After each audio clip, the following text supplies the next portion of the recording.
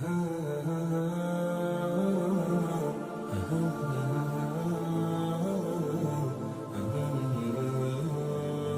لوگ جو اپنی غلطی کو تسلیم نہیں کرتے، جو اپنی غلطی نہیں مانتے، اپنی غلطی کو دوسروں کے سر پہ ڈالنے کی کوشش کرتے ہیں، ہمیشہ وہ دنیا میں بھی نقصان اٹھاتے ہیں۔ ہوتا کیا ہے کہ بعض اوقات رشتے ختم ہو جاتے ہیں اس انا کی وجہ سے کہ بھائی میں کیسے معافی مانگوں، میں معافی نہیں مانگوں گا، میں اپنا سر کیسے جھکا دوں، میں اپنی انا کو کیسے ختم کر دوں۔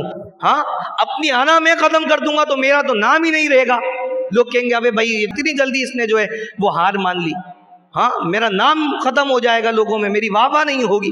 اس انا کی وجہ سے گھر ٹوٹ جاتے ہیں، لڑائیاں ہو جاتی ہیں، یہاں تک کہ طلاقیں واقع ہو جاتی ہیں، بچوں کا مستقبل تباہ ہو جاتا ہے، کتنے کتنے مسائل کھڑے ہو جاتے ہیں۔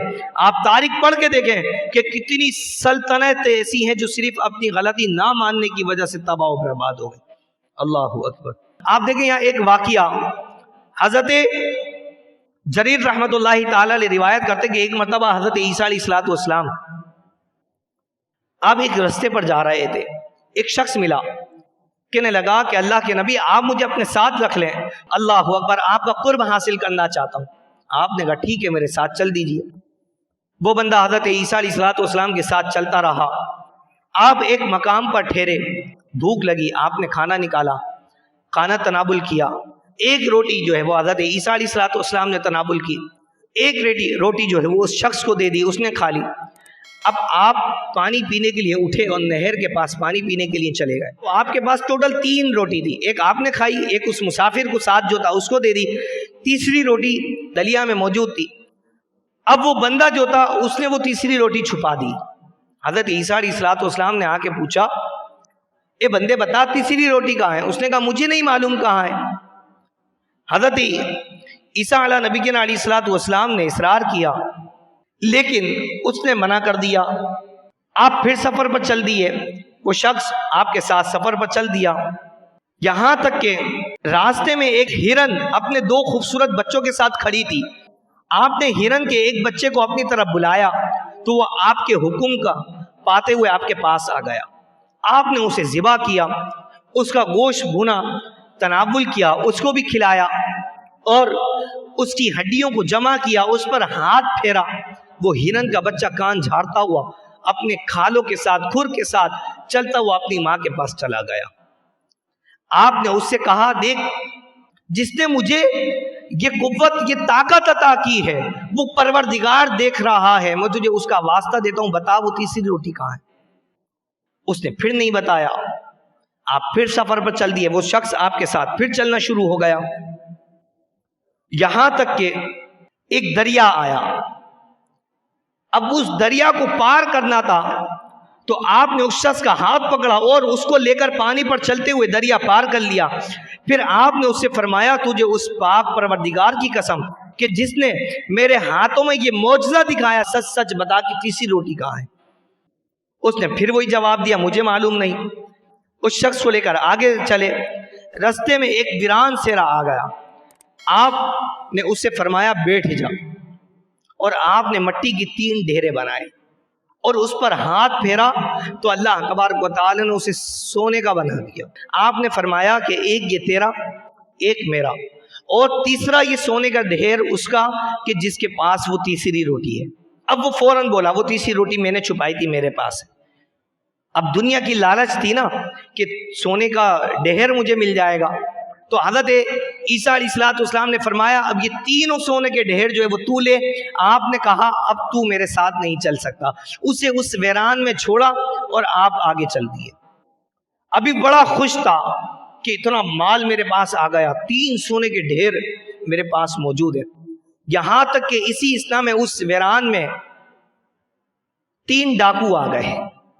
انہوں نے دیکھا اس کے پاس اتنا سارا سونا ہے، تو ان کے ذہن میں یہ خیال آیا کیوں نہ ہم اس کا قتل کریں اور اسے قتل کر کے یہ 3 سونے کی ڈھیر جو ہے وہ ہم لے جائیں گے۔ اب جو ہی اس شخص کے پاس آئے تو اس نے کہا ایسا کرو مجھے قتل نہیں کرو، ہم آپس میں چاروں اس کو تقسیم کر لیتے ہیں۔ میں کہا چلو اچھی بات ہے، ٹھیک ہے۔ اب شدید بھوک لگی ہوئی تھی تو اس نے کہا ایسا کرتے ہیں پہلے ہم کوئی کھانے کا انتظام کرتے ہیں، کھانا کھاتے ہیں۔ کھانا کھا کے سیر ہونے کے بعد آرام سے ہم اس کے حصے کریں گے اور چاروں اپنی اپنی منزل پر چلے جائیں گے۔ ان میں سے ایک شخص نے کہا ٹھیک ہے میں جاتا ہوں اور کہیں دور سے جا کے کوئی کھانے کا انتظام کرتا ہوں۔ اب وہ چلا گیا کھانے کا انتظام کرنے، وہ تینوں وہاں بیٹھے ہوئے۔ اب ان تینوں کے دل میں لالچ آئی، انہوں نے پلان کیا کہ جیسے ہی وہ شخص آئے گا کھانا لے کے ہم اسے قتل کر دیں گے، کھانا کھائیں گے اور اس کے بعد ایک ایک سونے کا جو ڈھیر ہے آپس میں تینوں تقسیم کر لیں گے۔ اب وہ شخص جو کھانا لینے کے لیے گیا تھا اس کے ذہن میں خیال آیا کیوں نہ میں کھانے میں زہر ملا دوں، یہ تینوں مر جائیں گے اور سارا کا سارا سونا جو ہے وہ میں لے جاؤں گا۔ اب اس شخص نے ایسا ہی کیا کہ کھانے کا انتظام کیا اور اس میں زہر ملا دیا۔ اب جب وہ زہر ملا ہوا کھانا لے کر آیا، جیسے ہی وہ کھانا لے کے وہاں پہنچا انہوں نے پلان کے مطابق اس شخص کو قتل کر دیا۔ اب وہ شخص جس نے کھانے میں زہر ملایا تھا وہ تو مر گیا۔ اب ان تینوں نے سوچا ہم سکون سے کھانا کھائیں گے اور شدید بھوک ہے، بھوک مٹانے کے بعد تینوں جو سونے کا ڈھیر ہے آپس میں تقسیم کر لیں گے۔ اب انہوں نے وہ کھانا کھانا شروع کیا، کھانا کھانے کے بعد جب اس زہر نے اپنا اثر شروع کیا تو کچھ ہی دیر میں وہ بھی جو ہے مر گئے، ختم ہو گئے۔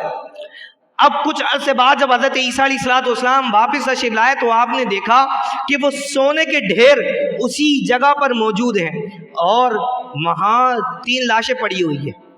اللہ اکبر! یہ دیکھ کر حضرت عیسیٰ علیہ السلام نے فرمایا کہ یہ دنیا ہے، جو دنیا میں پھنس گیا یعنی کہ دنیا کی لالچ میں پھنس گیا وہ ہلاک اور برباد ہو گیا۔ یہ ہے غلطی نہ ماننے کا نتیجہ۔ اگر وہ اپنی غلطی کو تسلیم کر لیتا وقت پر، جب حضرت عیسیٰ علیہ السلام نے پہلے پوچھا تھا تو یہ نوبت نہیں آتی، لیکن اس نے اپنی غلطی نہیں مانی اور دنیا کی لالچ میں آ گیا۔ اس کا نتیجہ یہ ہوا کہ دنیا بھی اس کے ہاتھ سے گئی، وہ مال بھی چلا گیا اور زندگی بھی اس کی چلی گئی۔